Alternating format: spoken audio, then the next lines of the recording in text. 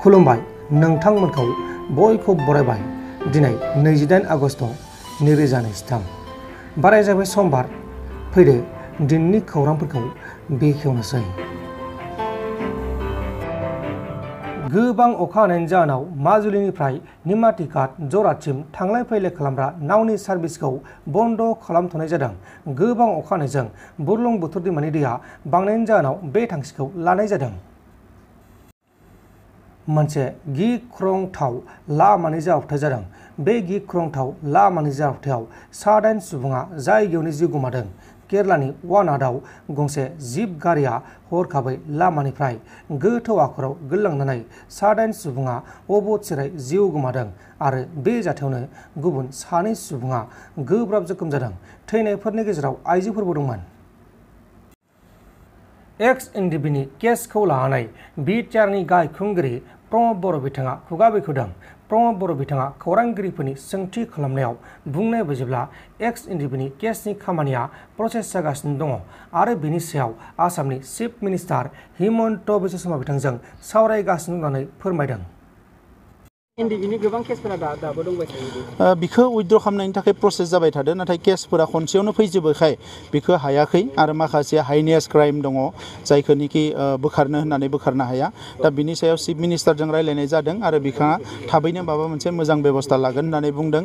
नांगौबा NIA जों रायलायगोन, नांगौबा CBI जों रायलायगोन, गासैजोंबो रायलायनानै बेफोर केसखौ बोखारनायनि थाखाय बिथाङा माखासे राहा लामा लादों। सार तामुलपुरावबो गोबां सुबुंनो नटिस होनाय जादों इभेक्सन। बिखौ लानानै इभेक्सनखौ लानानै दिनै जिखौ बाथ्रा बुंदों बेयो जोबोद बारा बेबायदि दावराव दावसि जानायनि थासारि नङा। मानोना कर्टनि केस बियो, कर्टआ जेला बुंगोन अब्लाथ' एक्सना जागोन बा कर्टआ होनाय लोगो लोगो बिखौ माखासे खामानिया जागोन। नाथाय जोंनि थांखिया बिदि नङा जे सोरखौबा हुलुस थुलुस होखारनाय माबानाय बायदिसिना बेखौ लानानै जों सानाखै। दा बेनिखायनो आयेनगत भाबै जेरै जायो जों बिदिनो थांगोन। समफोरो चिफ मिनिस्टार बिथांजों रायलायनाय जागोन आरो बिनि उनावनो डिसिआ बेयाव जिरायफैगोन आरो लोगो लोगो गासैबो खामानिया आगोलनि बायदिनो स्टार्ट जाफिनगोन। एसपि डिएसपिनि लोगोसे सेक्रेटारियेट अफिस नांगौ सार, बियो माला? दा डिसि अफिसनि थाखाय अलरेडि हायाबो जाखाबाय, बिनि थाखाय टेन्डारबो जाबाय। डिसि अफिसखौ थाबैनो लुनाय जागोन। एसपि अफिसनि थाखायबो तामुलपुरा हाबो होनाय जाखाबाय। एसपि अफिसाबो थाबैनो लुफुंनाय जागोन आरो गुबुन गुबुन अफिसफ्राबो लासै लासैनो लुफुंनायनि लामायाव दङ। सार धेमाजियाव बम ब्लास्ट जानाय 2004 मायथाइयाव बेयो मोनसे आयेननि मोनसे बाथ्रा। दा बेवहाय आयेना मोननै साइडथिंबो नायो।